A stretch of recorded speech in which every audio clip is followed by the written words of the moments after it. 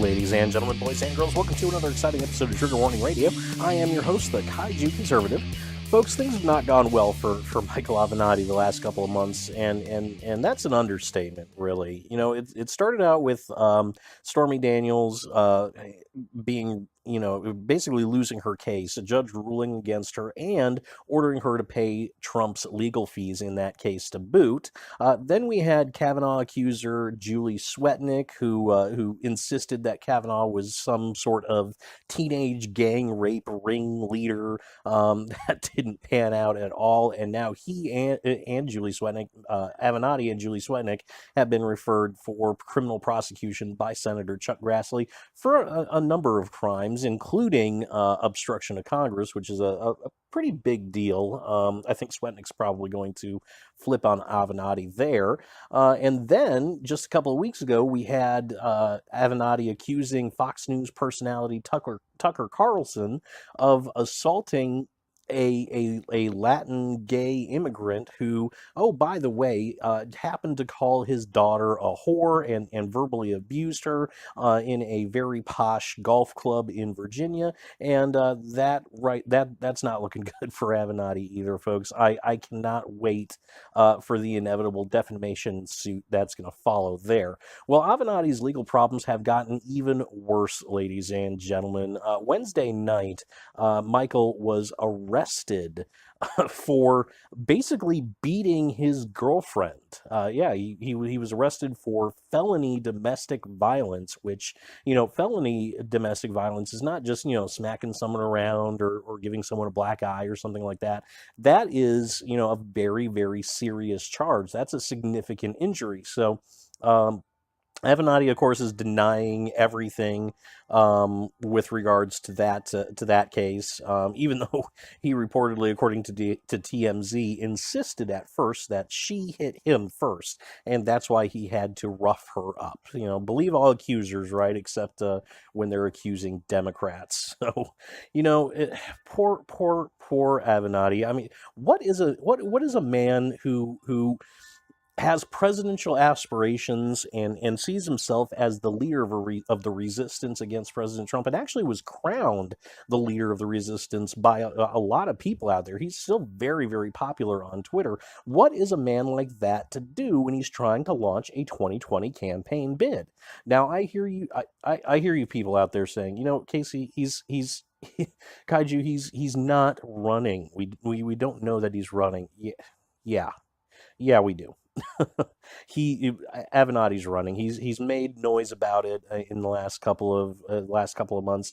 Ever since the Stormy Daniels thing broke, he's been talking about it. So he is definitely trying to run for president. Well, maybe he can find some solace in the polls. Maybe he's popular among, Democrats and popular with the resistance because he's such a big rock star. I mean, he is the person who was shepherding poor Stormy Daniels through the legal process. He was her champion, her advocate in her battle against President Trump. Surely that has won him some sort of favor with the resistance, right? Right?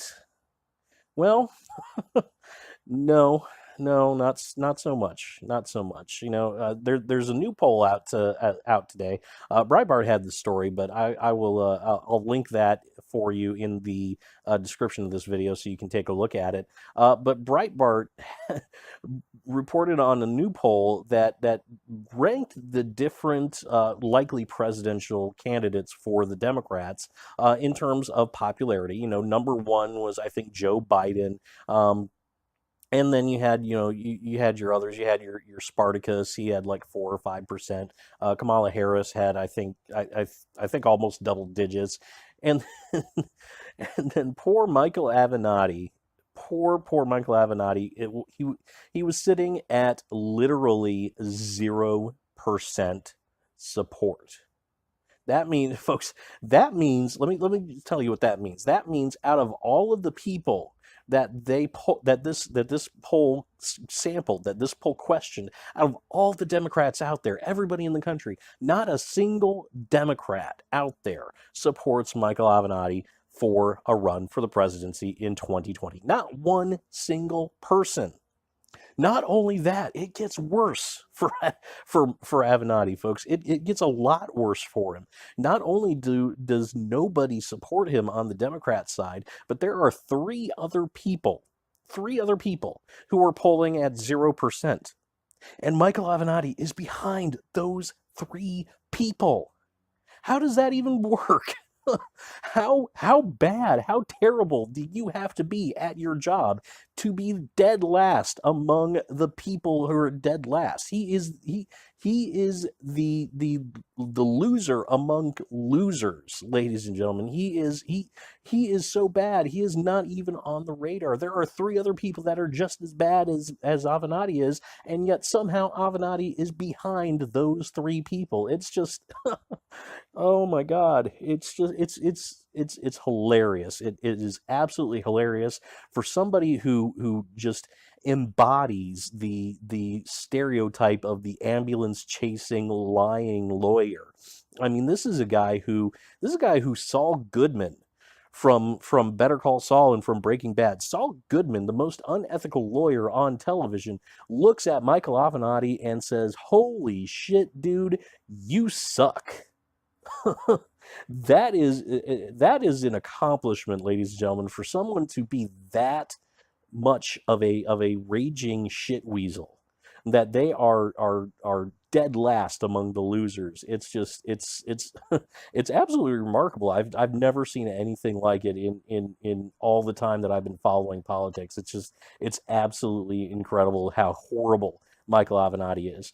Now, having said that, I am going to come out and I am going to not only say that Michael Avenatti needs to run, but I am going to offer him my endorsement. So you hear that, Michael Avenatti, the Kaiju Conservative officially endorses you for the candidacy for the Democrat Party for 2020 for president.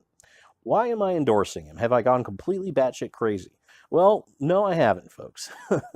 The reason why I'm going to endorse Michael Avenatti, the reason why I want him to run, and why I encourage everybody who is able to vote for Michael Avenatti is plain and simple. I want to see how big of a landslide Trump can win in 2020. I think if Michael Avenatti runs for the presidency against a very strong incumbent President Trump, I think Trump wins in a 95% landslide, and that's after the illegal alien vote gets counted. What do you think? Let me know in the comment section below, and we'll see if anybody out there agrees with me. Hey guys, thanks so much for listening. Let me know what you think about all this in the comment section below. As always, if you liked what you heard, leave a like and subscribe to my channel. Both those things help me out quite a bit, and I will see you all next time.